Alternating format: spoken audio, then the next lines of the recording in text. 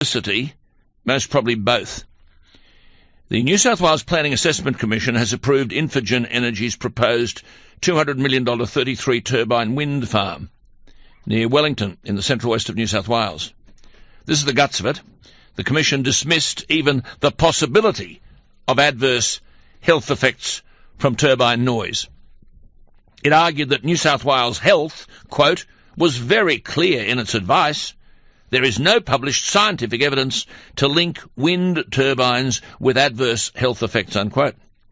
And then this unelected mob, the Planning Assessment Commission, conceded that noise from wind turbines, quote, may cause some disturbance to people living within 700 metres of them.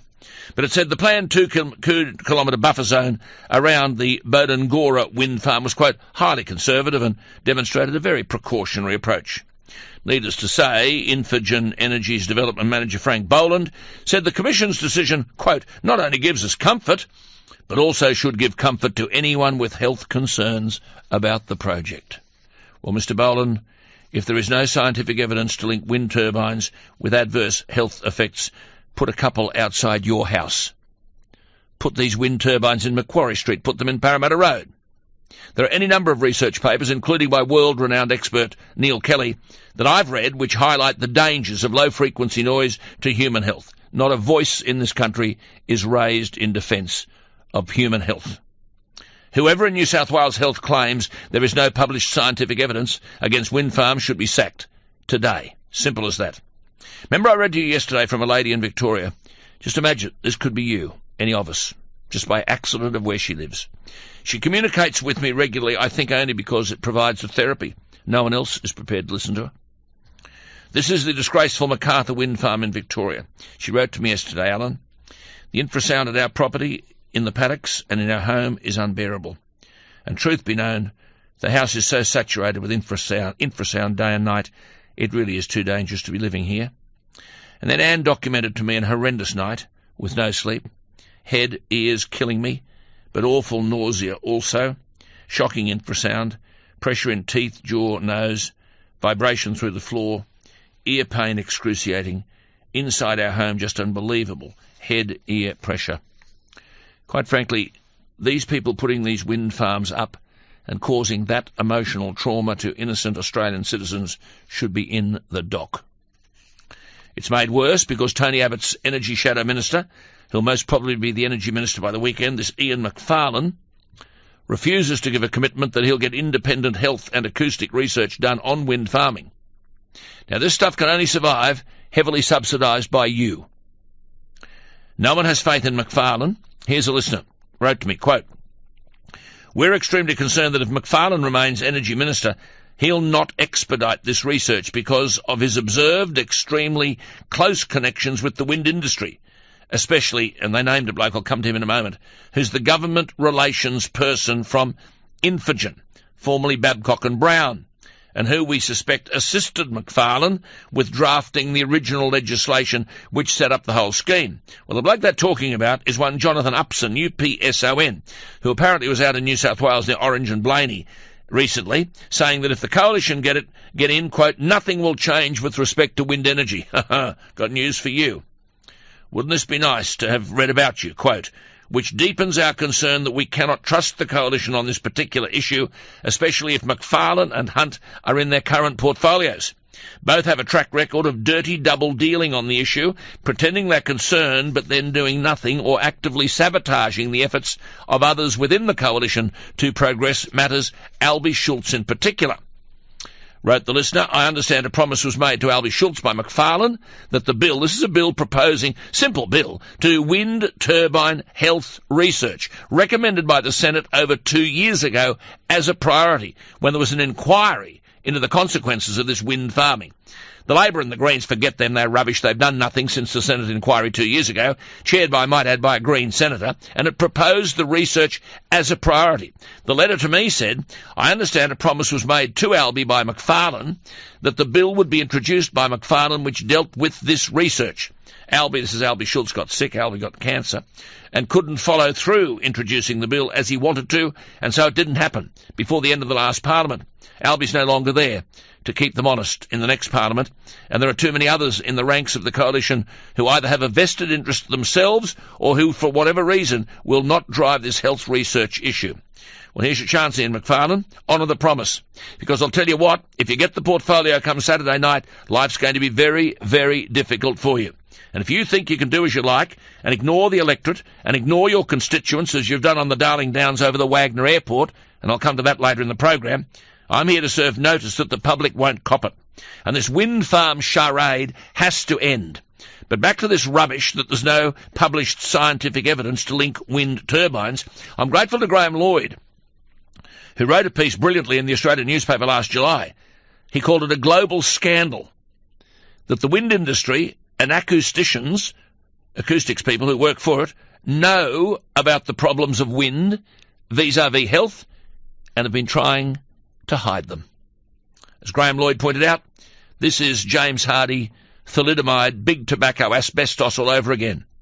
The wind industry and the US government have known what is causing people's illnesses near wind turbines for years because of the research done by Neil Kelly and his team. The results were ignored in terms of the prevention of suffering. As Graham Lloyd wrote in July this year, health impacts caused by low-frequency noise from wind turbines have been known to US researchers and the renewable energy industry for more than 25 years. He said American researchers used mock homes, big speakers and 7 volunteers to simulate and measure the impact of low-frequency noise produced by early model 2-blade wind turbines under controlled conditions. That's why a federal Senate inquiry recommended 2 years ago that in-house testing be conducted in Australia. So, Mr Macfarlane, why not get independent health and acoustics research done, as recommended by the Senate over 2 years ago, as a priority? Well, Dr. Paul D. Schomer has a PhD in electrical engineering acoustics from the University of Illinois. He's an American expert, and he presented a paper at the 5th International Conference on Wind Turbine Noise in Denver, Colorado, only days ago, the 28th to the 30th of August. The paper was titled "The Proposed Theory to Explain Some Adverse Physiological Effects of the Infrasonic Emissions at Some Wind Farm Sites." Now, there are people listening to me right now who wake up to this every day. This is coal seam gas wind farm. You see, this is a global warming thing. We're so bent on demonising coal-fired power that we'll have renewable energy at any price. And don't worry about public health. Well, Stephen Cooper is not an anti-wind farm advocate. He doesn't get into that. He's an acoustic engineer. I've spoken to him before. And just to assist in his explanation, they have in these industrial noise guidelines a concept called an annoyance, it's called. It has a special meaning in acoustics. It includes adverse health effects, both physiological and psychological, including sleep disturbance, sleep deprivation, anxiety and stress. And Stephen Cooper was requested a year and a half ago to undertake a peer review of acoustic assessment in relation to a proposed wind farm in central New South Wales. He found there was actually no assessment at all of the impact. So he couldn't peer review it. There was no assessment. There is nothing to advise the residents about. He found there were a number of wind farms in Australia subject to complaints from residents on the basis of noise disturbance. Now, it's very technical stuff, but you can't just throw wind farms out there and ignore the objections and pretend that people are making this up. So let's take the downside, because the last time I spoke to Stephen Cooper, he said that there's, quote, a lack of scientific evidence to prove that wind farm operations don't create health impacts. A lack of scientific evidence. In other words, the appropriate scientific studies haven't been undertaken. Well, Stephen Cooper spent last weekend in the United States with this Dr. Paul D. Schomer, and he's on the line. Stephen Cooper, good morning. Good morning, Alan. The people listening, thank you for your time, by the way. The people listening to this broadcast don't know what we're talking about because they don't hear the wind turbine sound. Noise annoyance is not an issue to them, but you're aware that it's an issue. Yes, I think in the first instance, there's a matter of semantics. And when you deal with noise as inaudible noise, they use a descriptor such as you would measure an air conditioner or a lawnmower, and that's called a dBA. And the criteria is expressed using that parameter. The problem that occurs is that it has a filter that doesn't measure any of this low frequency or the infrasound, which is very low sound energy. So if you use numbers or criteria that doesn't even address the issue, then you'll never find a problem. Infrasound, if I could use it, correct me if I'm wrong here, it's like having all the doors and windows of your house closed, but there's a truck going past the street outside on a bumpy road all the time, and that's that low whirring sound that they have to cop. You found in your work, didn't you, that there are communities around Australia impacted by wind farms? Yes, and plenty of other researchers around the world have found the same thing, and they've found a typical pattern which is associated with the very, very low speed, and it's not what you hear, in actual fact, it's what people perceive, and that's what the work of Dr. Kelly and his team back in the late 70s, early 80s, found with this special turbine that was an experimental one. But you see, New South Wales Health is saying there is no published scientific evidence to link wind turbines with adverse health effects. I suppose in a way they're right. No one's actually done the research. Correct. Not here in Australia. No. How frightening that you could say that, though. Well, shouldn't they be saying there is no research has been done? The precautionary principle would suggest, well, we better do the research before we approve the farm. That's correct, and that's where the important thing of the Surrey report, Dr. Kelly's report, that surfaced a few months ago, confirms the results that other acousticians and Adelaide University have been finding in this low-frequency area. They've been relating this energy to annoyance. People have been perceiving it, and I was doing work at the Waterloo Wind Farm in South Australia. Yep. The results. Yep. The most common complaint from a community concerning wind farms is related to sleep disturbance. But with continual sleep disturbance, other health effects come into play, don't they? That's correct. So you said to me last time, separation, if we're going to have these bloody things, and I don't think we should because they're very, very, very expensive in terms of the energy they produce and are only producing about 0.1% of Australian energy, but devastating communities. But if we're going to have them, separation distances have to be increased. Correct. And you said to me the last time we spoke, and I'll quote your words, an applicant or wind farm operator should be required to guarantee that there'll be no adverse noise effects, no offensive noise, no sleep disturbance, and no adverse health effects if the subject wind farm is to proceed. Now, that doesn't happen, does it? Correct.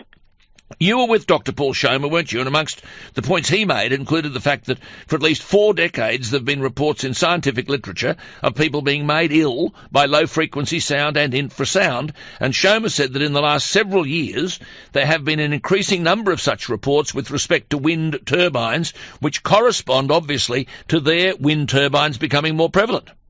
Correct. A lot of the early work had problems with things like gas-fired power stations, boilers, large industrial plants that at some occasions gave rise to this very low frequency energy.